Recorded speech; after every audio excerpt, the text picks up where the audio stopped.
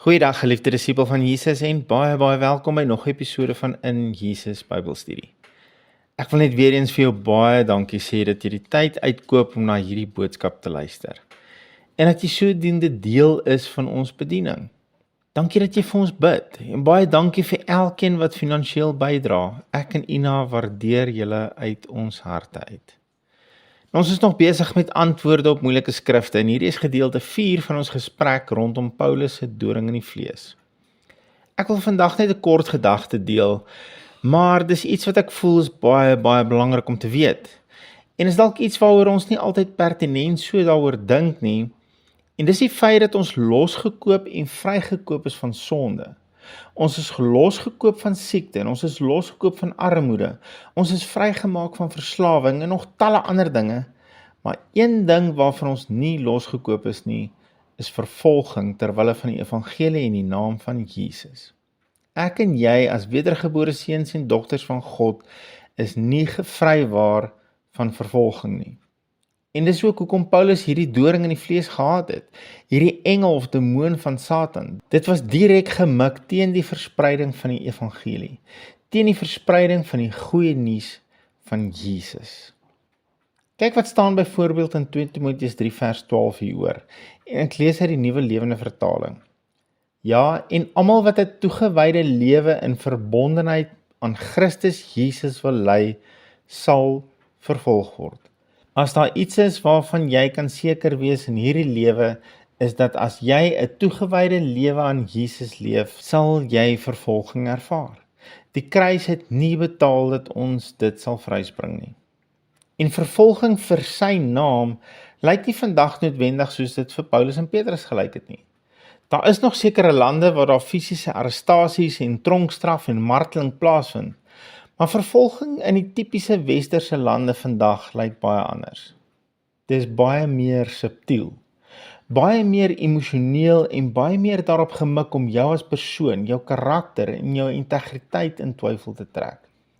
En alhoewel dit dalk nie so fisies is nie, is dit nog net so intentioneel en ongelukkig in baie gevalle net so effektief.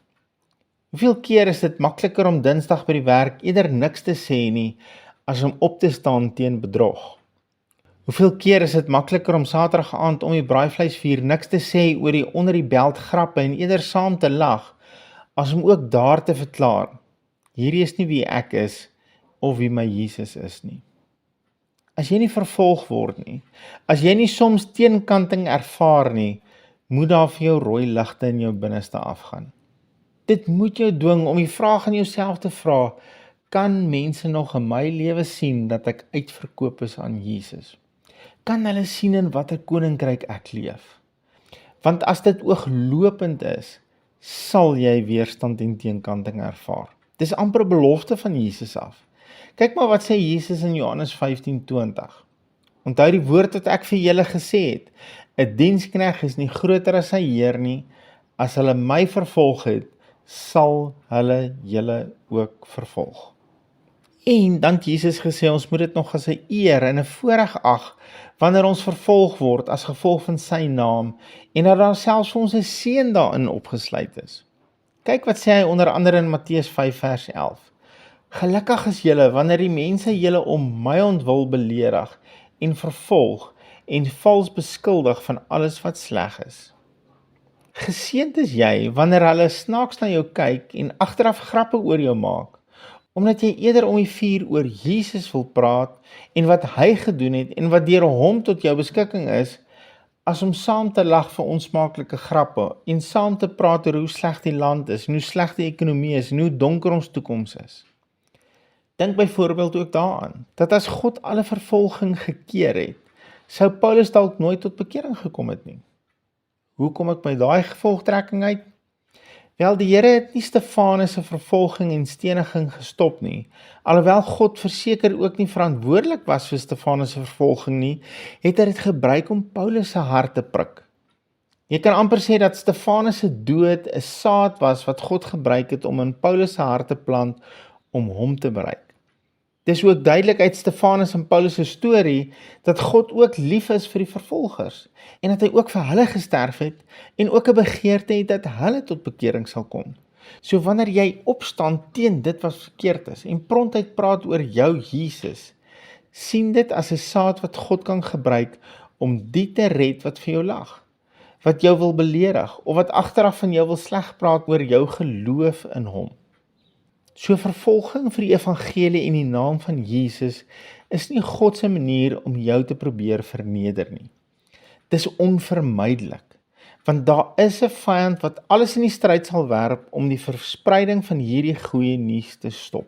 Maar God is nie onbetrokke in jou lewe nie. En daar is vir jou 'n seën opgesluit daarin as mense jou probeer verneder, omdat jy aan die brand is vir Jesus en skaamteloos oor hom praat. En sy genade is vir jou genoeg. Hy het voorsien sodat ek en jy kan oorwin. Dankie Here Jesus vir hierdie bemoediging, alhoewel u kruisdood en u bloed nie vir ons betaal het vir vrywaring van vervolging nie. Weet ons Here dat in midde van die vervolging is daar vir ons 'n seën, en in die vervolging kan ons ook sien dat ons besig is om saad te saai, sodat ook hulle wat ons wil vervolg, dat ons ook besig is om redding vir hulle beskikbaar te stel. Dat daar ook 'n kans is vir daai woord om in hulle harte te ontkiem, sodat hulle oë ook kan oopgaan vir dit wat u vir hulle voorbetaal het. Dankie Here, dat u genade vir ons genoeg is. Dankie dat u voorsiening meer as genoeg is, sodat ons die vervolging kan weerstaan. Ons bid dit in Jesus naam. Amen.